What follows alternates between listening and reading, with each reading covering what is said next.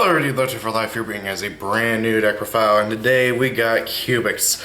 Now, I wanted to do a profile on Cubics because honestly, they got reprinted in this nice new super shiny secret rare that I really love, and so I decided to bling them out and play the deck again. And I gotta say, I've been having a blast again with this deck. I really should just stop shelving Cubics because they're one of the most fun decks that I've played out there. It's a deck that can pull out an OTK anywhere. A lot of the meta decks have difficulty with their boss monster, so it's a really fun going rogue deck. It's a second deck. You gotta go second. If you go first, you kind of you got some plays, but you got nothing that's super optimal. So, pardon me if I cough. By the way, I'm still getting over that. So with the upcoming Dual Overload, which is going to introduce some new cards for the archetype, I wanted to go ahead and do a deck profile before, and I'll probably do another one after, to kind of show how much the deck changes. It really doesn't change that much after Dual Overload. They get a draw card, which is something the deck needs really bad. So other than that, you don't really get anything too crazy.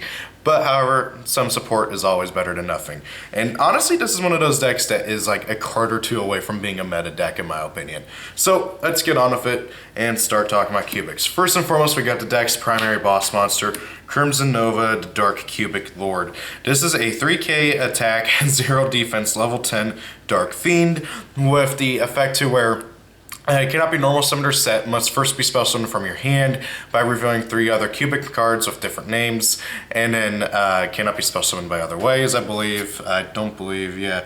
Cannot be spell summoned by other ways. He's unaffected by all monster effects all activated monster effects with monsters that have attack less than 3,000 or equal to 3,000. So Borrowload and Boral Sword can't touch this with their effects.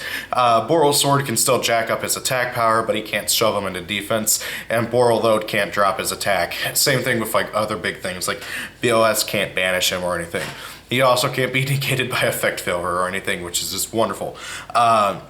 If he kills a monster in battle, he can attack again, and during the end phase, both players take 3,000 damage. This is an OTK machine. This is your main win condition, and having 2 to 3 of these guys is just really good out on the field, and can really put a lot of pressure on your opponent. That 3,000 burn damage, just in combination with being able to be a double attacker 3k attack is really nasty. I should note that while all of your Crimson Novas on the field can get multiple attacks, only one of them can do the 3k end turn burn damage. Otherwise, the game would be as simple as summoning 3 of these guys and tying, which is not very fun. So yeah, that's another big thing. Make sure you don't get your life under 3k, otherwise you are very much screwed with his burn effect, because it does hit you too, and that's not fun.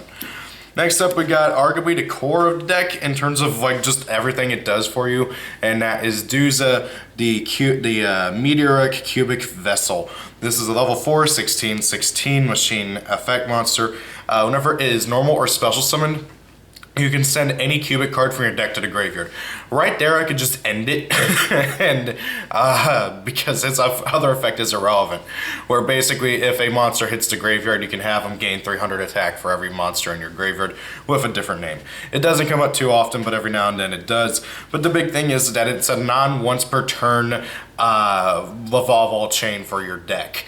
Anytime this thing hits the field, you can send any Cubic card from your deck to the graveyard. And the main thing is you're going to be sending their spells and traps. The Cubic spells and traps, with the exception of like 2 of the new ones and 2 of the old ones, are all like nearly perfect spells and traps. They have great on-field effects and also great graveyard effects, but generally speaking with them, the graveyard effects are much more important than the on-field effects. So being able to get any of them into your graveyard, especially the Searcher and the free special summon from deck card, yeah, getting those into the graveyard is very important, and Duza does that for you. Next up, we got 3 Vajam, the Cubic Seed.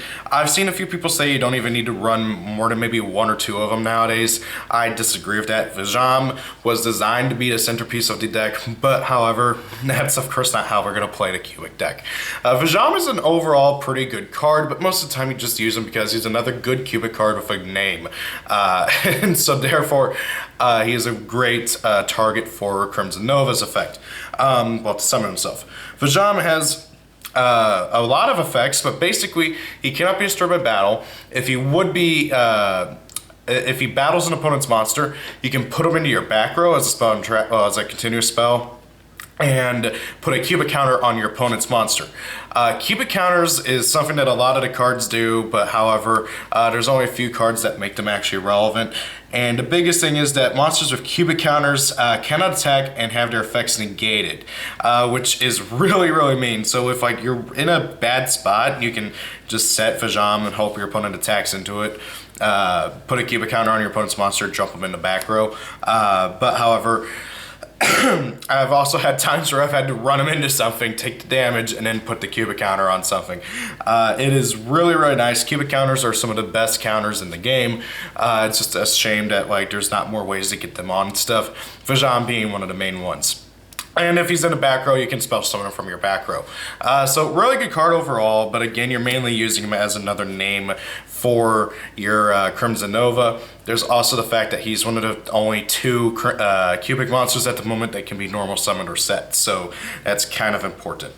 Next up, we got Triple Summoner Monk. Triple Summoner Monk is very, very important. He gets Yaduza from the deck and gets your spells in the graveyard. And again, the cubic spells you want in the graveyard more than you do on the field or in your hand. Next up, because this is a Go Second deck, we're playing 2 Ash and 2 Effect Filler. I would love to try and cram in 2 Ghost Ogre as well, but however, I can't decide on what to cut for it, so I'm just dealing with 2 Ash, 2 Veiler at the moment, and it's been working pretty good. Ash, of course, and is one of the best hand traps in the game, and Veiler for negating monster effects. I don't have the money for Impermanence at the moment, otherwise I would probably play Impermanence over Veiler, just because it can negate more stuff. But however, Veiler is another good option too. So do keep that in mind. Moving on to the one-ofs, I play 1 Buster Gundil, the Cubic Behemoth, 1 Endiora Doomvolt, the Cubic Emperor. Before I continue on, because I got plenty more, I gotta explain these guys, okay? So again, these are more cubic names, and these 2 are the kind of other boss monsters. Cubics are very weird. They have an A plan, a B plan, and a C plan. A plan is the Emperors, B plan is the Beasts, and then C plan is Crimson Nova. And C plan is the best way to go, but however, with how few good cubic names there are, you do need to play a few just to be able to summon Crimson Nova, so we do play the others. These both are the boss monsters of, well, Endiora is the boss of the Emperors, and Buster Gundil is the boss of the Behemoths. They both have the same summoning condition, sending 3 cubic monsters you control to the graveyard. Whenever Endiora is summoned, he does 800 damage to your opponent and then gains 2400 attack power. And when Buster Gundil is summoned, he doesn't do anything, but he is a triple attacker that has 3,000 attack points, so that is something to keep in mind. Additionally, when they both die, they summon 3 cubics from your graveyard and then search out a cubic card from your deck. So they pay for themselves, and they are just absolute beasts to summon. It just doesn't happen too often, but it is something to keep in mind for if you ever do get into that spot. So yeah. By the way, I've just got to say, Endiora is probably my favorite in terms of artwork, other than Crimson Nova. I love them both. Then we got 1 Vulcan Dragneed, a Cubic King. This is where you can really kind of start diverting and trying out other things. Personally, I prefer the Cubic Kings, Emperors, whatever they're called, more than the Beasts, because the Beasts, in order to trigger their effects, have to kill monsters in battle, while the Kings don't need to kill anything in battle, they just need to attack, which is really, really important because they don't have good stats. So yeah, Vulcan Dragneed. Very similar effect to Indiora. You send 2 cubics you control to the graveyard to special summon him. Whenever he's summoned, he does 800 damage to your opponent and gains 1600 attack power. And whenever at the end of the battle step, whenever he battles, you can send one to the graveyard, target 2 Fajam in your 3 Fajama in your graveyard, special summon them, then add Indiora from your deck to your hand, which is pretty good. And then 1 YgoAmino, the Cubic King. He only needs 1 Cubic card to be sent to the graveyard to summon him. Whenever he's summoned, he does 800 damage to your opponent, gains 800 attack power, and after he attacks, you can send him to the graveyard, target 2 Vajam in your graveyard, special summon them, and then add Vulcan Dragny from your deck to your hand. So you can kind of see how cubics are meant to be played in that regard, but however, we are ignoring that for the most part. It doesn't come up too often. I've had it happen a few times, but for the most part, you're just focusing on Crimson Nova, and these guys are just more names for you to use. Speaking of, we got 1 gold gadget and 1 silver gadget. I was playing 2 of each of these guys, but I decided to cut 1 of each so I could fit in another hand trap, which has been working out pretty good so far. They're mostly just extenders and starters, so it just kind of comes up. Whenever they're summoned, you can summon a level 4 machine from your hand, which is pretty important because they can summon, sorry, I believe it's any, yeah, you can special summon, yeah, any level 4 machine. Then, of course, Duza is a machine for some reason, so that's the main guy you're summoning. And then 1 Gen X Ally Birdman, because 1 of the cubic cards, while it's in the graveyard, if a cubic leaves the field, you can banish it from your graveyard, special summon any cubic from your deck that's level 4 or lower. So you reveal this guy in your hand, bounce Duza to your hand, special summon him, affected a cubic card in your graveyard, banish it, special summon another Duza, send another thing to the graveyard, synchro, link, whatever you need to do from there forward. That's it for the monster lineup. Next up for the spell lineup, we got triple cubic Karma. Karma is the main thing that like you're sending with Duza. So while this card is in your graveyard, you can banish it from your graveyard, search any cubic monster from your deck to your hand. That right there is like the best thing about this card, but it has 2 other really good effects as well. But you're mainly using it for that graveyard effect to be able to search out other cubic cards. That is not once per turn, by the way. So if like you discard 1 for Summoner Monk, summon Duza, send another 1 to the graveyard with Duza, you can get 2 searches off right there, which can get you to 2 Crimson Novas, which can then OTK your opponent. So yeah, that's pretty nasty. It does have, of course, 2 other effects. The first one is whenever it's activated, you can target 1 cubic you control, send any number of Vajam from your hand, deck, or field to the graveyard, and then increase the targeted cubic's attack power by 800 for each. That's pretty handy, especially if you have all 3 Vajam in your graveyard, because then right then and there you can get all 3 of them in your graveyard, and that's some really good deck thinning. On top of that, you jack up your monster by 2400 attack power. Targeting Crimson Nova with this and then the next spell results in absolute carnage for your opponent's life points. In addition, if Fajam is summoned from your graveyard during your opponent's turn, you can send this card to the graveyard at half your opponent's life points. Yeah, if I remember it, it's something like that. Yeah, if Fajam the Cubic Seed is special summoned by the effect of a cubic monster, send this card to the graveyard, and if you do, half your opponent's life points. So yeah, that's the exact like phrasing. You can't just call it on it back.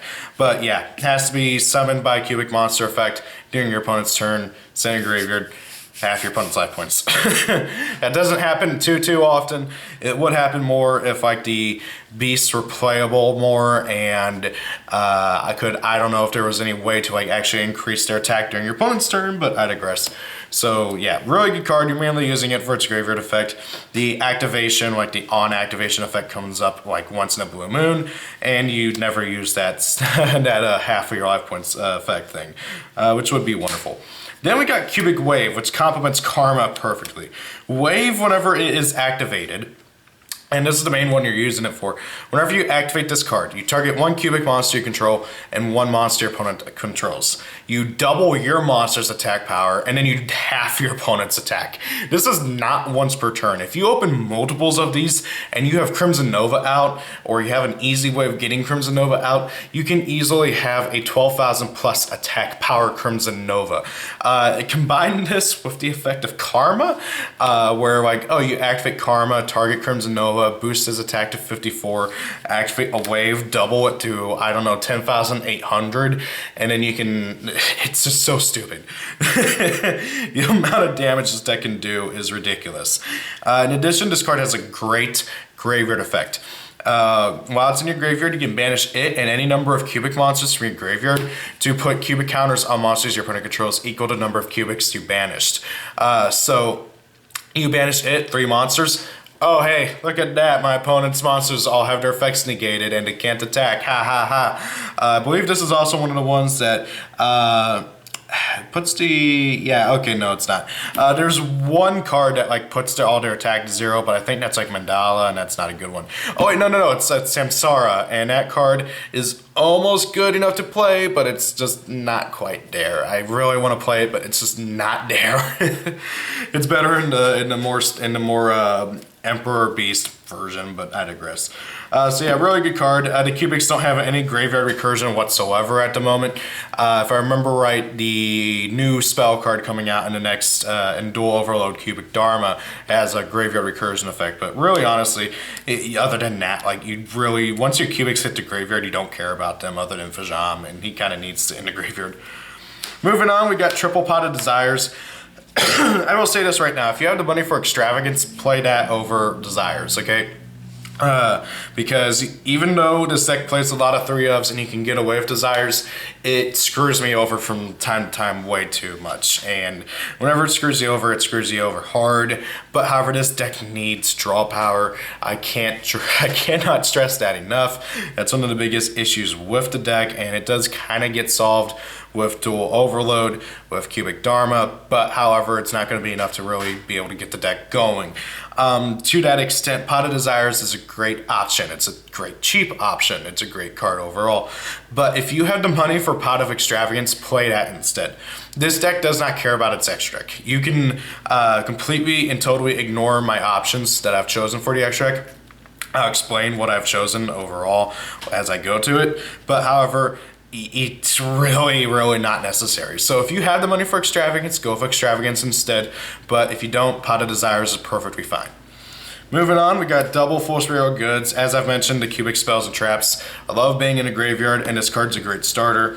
Then I'm main decking 2 Dark Roller No More, because again, this deck is a Go Second deck, and if your opponent establishes a board of 15 plus monster negates, you're kind of screwed, okay? Crimson Nova can only do so much, and this card helps out so much. Excuse me, I don't know what the heck was that. You activate it, just negate all of your opponent's monsters, and you then proceed to destroy their board. Sure, you can't do any damage to them, which means you will take Crimson Nova's full force, and that is it. But however, being able to actually break their board and play the game is wonderful. So I would highly recommend playing 2 of these. Or you could try going with Nibiru instead. Nibiru is another good option instead of Dark Roller No More. I just generally prefer Dark Roller No More. It's also cheaper. It's another big thing. But however, if you do have Nibiru, I would recommend Nibiru over Dark Roller No More. As you've probably seen by now, you don't really care about how high the Nibiru token's attack is going to be, because your Crimson Nova can punch over it most of the time. Especially if you happen to have Wave or Karma or something to back it up with the attack power. So you don't really care if like you get like a 10,000 attack point guy because, oh, my Crimson Nova can punch over it anyway. So yeah, Nibiru token, Nibiru or Dark Roar No More is going to be like your main way of just solving the issues of your opponent having a crap ton of negates. Then finally, I have one Monster Reborn. I was kind of tied between this and Regeki. Regeki helps out a lot, but however, it prevents you getting the double attacking of Crimson Nova. And Monster Reborn has just proven to help me out a lot more than anything else in this deck, because it is a great extender. And just a great way of coming back from getting destroyed by something. So it's just really good. If I could squeeze in World Legacy Succession, I'd play that instead. But like this deck just does not use its links enough to warrant it. So yeah. Finally, I got triple Unification of the Cubic Lords. This card is by far the backbone of the deck in a lot of situations. So whenever it's activated, you fusion summon a cubic fusion monster using monsters you control or in your hand as fusion material. It's literally cubic polymerization. That is irrelevant. Okay, what is relevant is its graveyard effect. Because while it's in the graveyard, if a cubic you control leaves the field, and by cubic I mean cubic monster, if a cubic monster you control leaves the field, does not matter how, does not matter when, does not matter if well, okay, it does matter but if a cubic monster you control leaves the field, you can banish this card from your graveyard, spell summon any level 4 lower cubic from your deck, ignoring its summoning conditions. And that monster that you summon cannot be destroyed by battle or card effects for the remainder of the turn. That is absolutely bonkers, because this card can be used offensively and defensively. If you summon Duza and then you send this card to the graveyard and then you link summon using the Duza, this can trigger, which can then banish itself from the graveyard to summon another Duza from your deck. Duza can then send another copy of Unification to the graveyard. Then, oh, I link off of that Duza. Okay, effective Unification from my graveyard. Summon another Duza from my deck. Send another Unification from my deck to the graveyard. Oh, I link off of that one too? Okay, there's the other one and there's the third Duza. It is ridiculous that this is not once per turn, that none of these cards in this deck are once per turn, because it just allows the deck to be able to go off like crazy. This deck is designed like a GX archetype and yet is bonkers. That's one of the reasons why I say this deck is only a card or two away from being a meta deck, because it is just that stupid with it not having any once per turn clauses anywhere. That being said, it can also be used defensively. Oh no, my opponent killed my Crimson Nova. Okay, effective Unification. Summon out Duza from deck. Summon Vajam from deck. Or if you want to get really funny, you can summon Buster Gundil or good old Indiora from your deck. They can't be destroyed by battle or card effects for the turn, so you don't have to worry about that. But if your opponent does kill them anyway, or if it swings over your turn and you can run them into something small, you can then use their effects to summon 3 cubics from your graveyard, and then search out a cubic. I have had times where I have done that, where I have summoned one of these two guys off of Unification, rammed it into my opponent's thing on my turn, summoned 3 Duza from my graveyard, got 3 sends to the graveyard off of those 3 Duzas, and got to search a Crimson Nova from my deck to my hand. It is that ridiculous, because it is able to do that much. And it's just so good. This is one of the big reasons why this deck is able to work functionally, because it just is free special summons. You do use the polymerization effect once in a blue moon. It's come up a few times. And the big reason why you only use it every so often is because there's only one fusion monster in the entire archetype. Okay, I'm just gonna be honest, I hate it when Konami gives us a dedicated fusion card for an archetype and then only gives us one fusion monster. It drives me nuts, but I digress. So, what is that fusion monster, you might be wondering? Well, let's get on to the extra deck. First and foremost, you do play one of the fusion monster, because of the simple fact that, again, the extract does not matter for this archetype, and also it does come up every now and then. And that is Crimson Nova Trinity, the Dark Cubic Lord. Crimson Nova Trinity requires 3 of your main boss monster. He needs 3 of this guy to go into, okay? Right off the bat, that's a bit much. He's basically Blue Eyes Ultimate Dragon in that regard. But however, you do get a 4,500 3K, 4,500 attack, 3K defender, level 12. Or at least I think he's level 12. He might be level 10 or 11. I can't tell. Fiend effect monster with the following effect. Because it's long, I'm going to read off of it.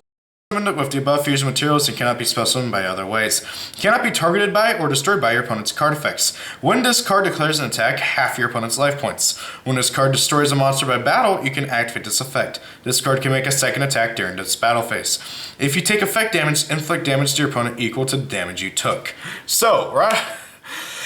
This thing is one of the most powerful fusion monsters I have ever seen in terms of just killing your opponent without even giving them a second thought. And so right off the bat, this card is unaffected by everything and cannot be targeted by anything that your opponent controls. And it's a 4,500 beater. Unless they're playing Utopia to Lightning or running it over with like Boros Sword, which you have ways of stopping, this card is untouchable by your opponent. In addition to that, whenever it declares an attack, it halves your opponent's life points. And right off the bat, if you're attacking your opponent directly, you win because it halves your opponent's life points. It's got 4,500 attack. If they're at max life points, you win right there because they half and then the attack goes through, and that's 4,500 direct. That is just bonkers. In addition to that, if it kills a monster in battle, it can attack a second time, which means your opponent's life points are going to get halved a second time. And anytime that you take effect damage, your opponent takes damage equal to the damage you took. So if you happen to have Crimson Nova out at the same time as this guy, which there are ways of doing, especially once we get Dharma, or you could play stuff like, I think it's called Dark Explosion or something like that, where you add back a dude from your graveyard. You basically just get to do more damage to them. It's so ridiculous. I love it. This card is awesome, and I have done builds focused on summoning him because turboing him out is not that hard. It's not optimal compared to just summoning Crimson Nova, who gets the same job done much more easily. So you can do a build focused on him, but generally speaking, Crimson Nova is going to get the job done just as good as he does. So I digress. Moving on for the links, and again, you can have the extract be whatever the hell you want. It's so like just up to you. First and foremost, we got one gravity controller. He's just mainly used for getting rid of my my other like main guy that I make, and that's number 60 Dagaris, the timeless. Number 60 Dagaris is like the only extract monster other than the fusion that I'd say is like mandatory, because Dagaris is a card that just lets you dig through your deck so much more. You use his effect, detach 2, draw 2, discard 1. That right there gets you 2 more cards into your deck. Again, this deck has crap for draw power, and then you get to discard a card, which can generally speaking be a Unification, a Wave, or a Karma. And 2 of those get you a free monster, basically. So, yeah. These cards go hand in hand, and yeah, this thing is stupid. It's basically Grand Mole for extract monsters. Next up, 1 Nightmare Cerberus for popping, 1 Nightmare Phoenix for popping, 1 Nightmare Unicorn for more getting rid of stuff, 1 Mech Knight Crusadia Avermax for being a mean boss monster. Same thing with Boros Sword Dragon. 1 Abyss Drawer for just negating opponent's graveyard effects.